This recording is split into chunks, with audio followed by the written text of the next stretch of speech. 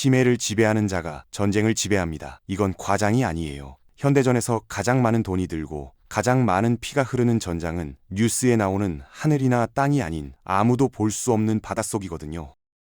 그리고 지금 이 순간 한반도 주변 해역에서는 조용하지만 치열한 체스 게임이 벌어지고 있습니다.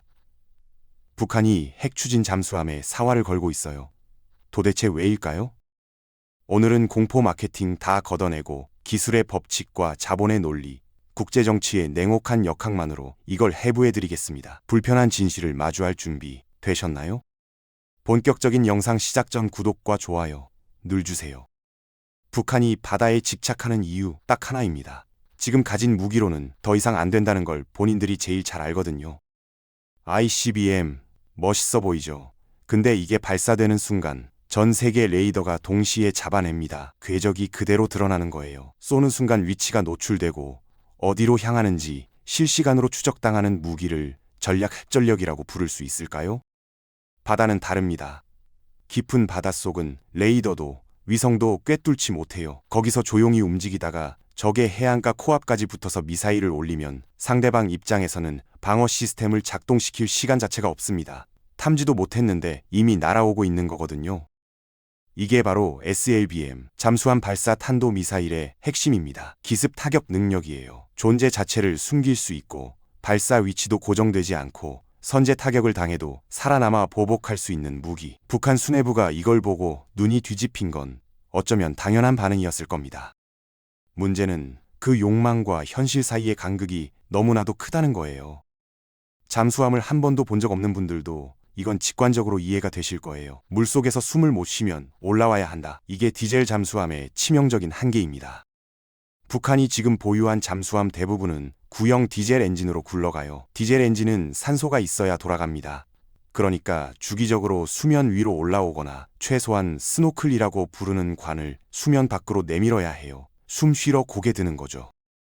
그 순간이 문제입니다. 현대 음향 탐지 기술은 그 찰나를 절대 놓치지 않아요. 수중에서 발생하는 미세한 진동, 엔진 소음, 배기열까지 감지해냅니다. 숨으러 들어간 곳에서 오히려 숨통이 조여오는 거예요. 반면 핵 추진 잠수함은 차원이 다릅니다. 원자로는 산소가 필요 없어요. 식량만 충분하다면 수개월을 물 밖으로 나오지 않고 움직일 수 있습니다. 레이더도 위성도 음파 탐지기도 잡기 어려운 진짜 유령이 되는 거예요. 디젤과 핵 추진 사이 이 간극은 단순한 성능 차이가 아닙니다. 전략 무기로서의 생존 가능성 자체가 갈리는 문제거든요. 북한 입장에서 더 불안한 건 따로 있습니다.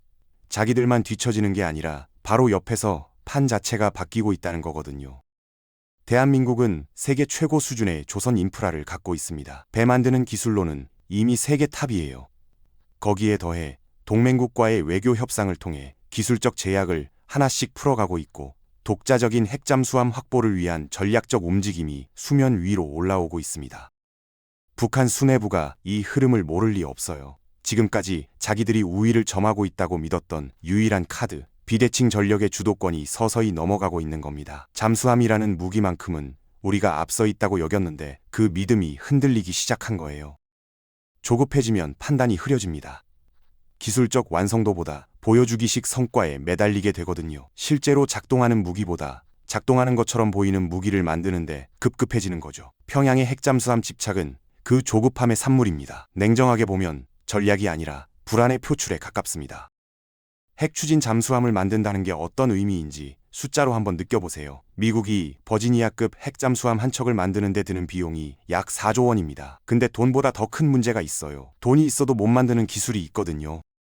핵심은 소형화입니다. 원자로 자체는 이미 존재해요. 문제는 그걸 좁디 좁은 잠수함 내부에 우겨 넣을 수 있을 만큼 작게 만드는 거예요. 크기를 줄이면서도 출력은 유지해야 하고 심해에 엄청난 수압을 견뎌야 하고 어떤 충격에도 안정적으로 작동해야 합니다. 여기서 끝이 아니에요. 원자로가 돌아가면 소음이 생깁니다. 냉각수가 흐르고 펌프가 작동하고 기계가 진동해요.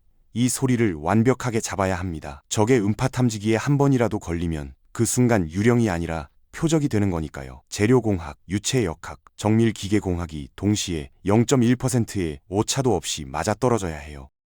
미국, 러시아, 영국. 이 기술을 제대로 구현한 나라가 손에 꼽히는 이유가 있습니다. 북한에게 이건 도전이 아니에요. 현재 가진 기술 수준으로는 솔직히 망상에 가깝습니다.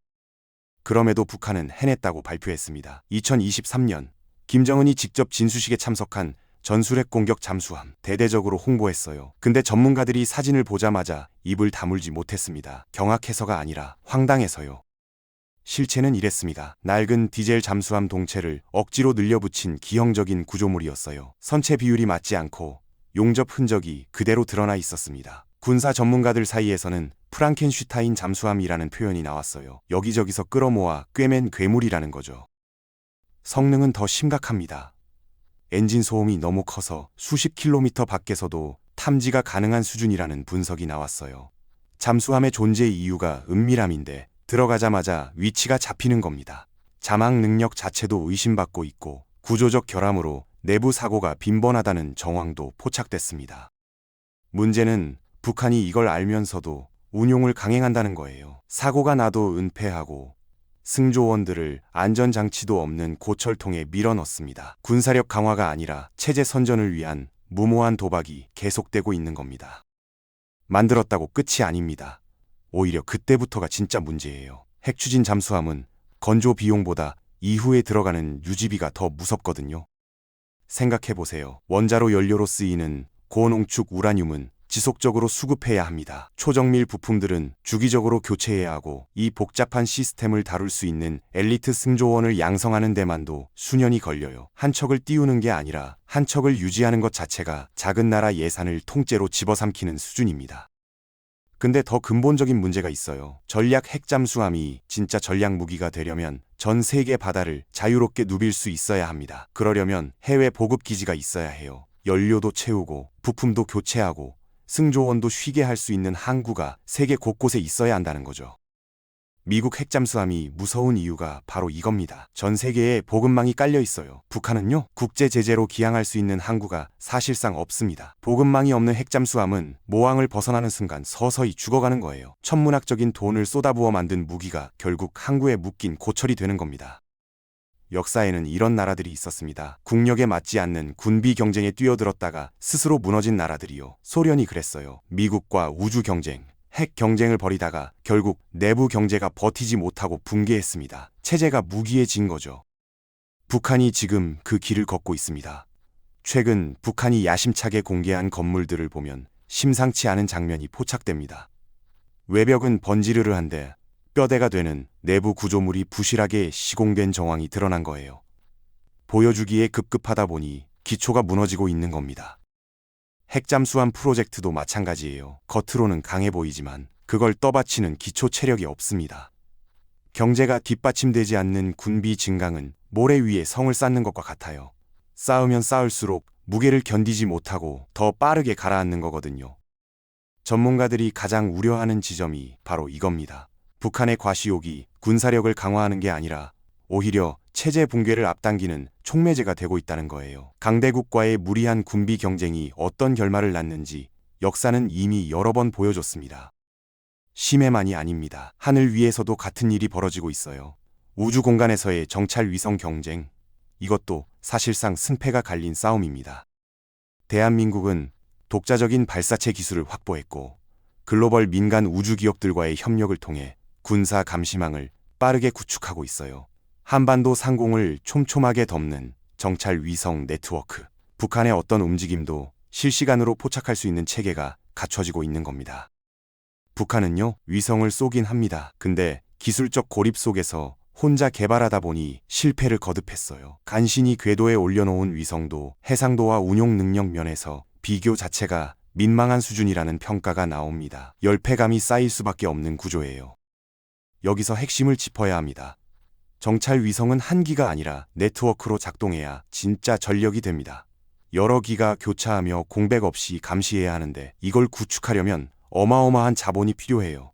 북한에겐 그 자본이 없습니다.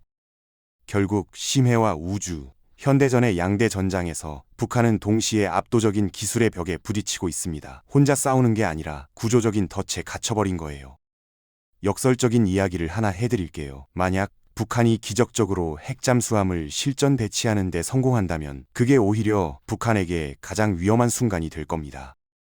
왜냐고요? 전략 핵잠수함은 존재 자체로 국제 안보의 균형을 흔드는 무기거든요. 미국, 중국, 러시아 모두 이걸 레드라인으로 봅니다. 어느 나라든 통제되지 않는 핵잠수함이 바다를 돌아다니는 상황을 절대 용납하지 않아요. 묵인하는 순간 자신들의 안보 체계 전체가 흔들리니까요. 북한의 핵잠수함이 모항을 떠나는 순간 어떤 일이 벌어질지 생각해 보세요. 미국 공격형 핵잠수함들이 즉각 따라붙습니다.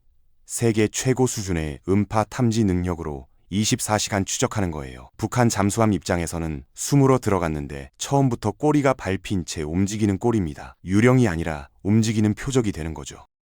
결국 이 무기는 쓸 수도 없고 버릴 수도 없는 덫이 개발하는 동안 국가 자원을 갉아먹고 완성되는 순간 국제사회의 집중 표적이 되고 실제로 운용하면 격침 위협에 노출되는 거예요.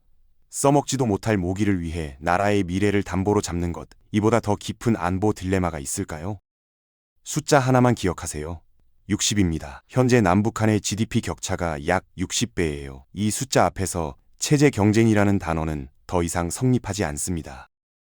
북한은 지난 15년간 국가의 모든 자원을 핵과 미사일에 쏟아부었어요. 그 결과가 뭔지 아세요? 무기는 늘었는데 국가 인프라가 마비됐습니다. 전력망이 불안정하고 도로가 끊기고 병원에 약이 없어요. 열병식에서 번쩍이는 최신 무기들, 그게 오히려 내부 경제의 뼈대가 얼마나 썩어 있는지를 반증하는 징후입니다. 화려한 쇼윈도 뒤에 텅 빈 창고가 있는 거예요.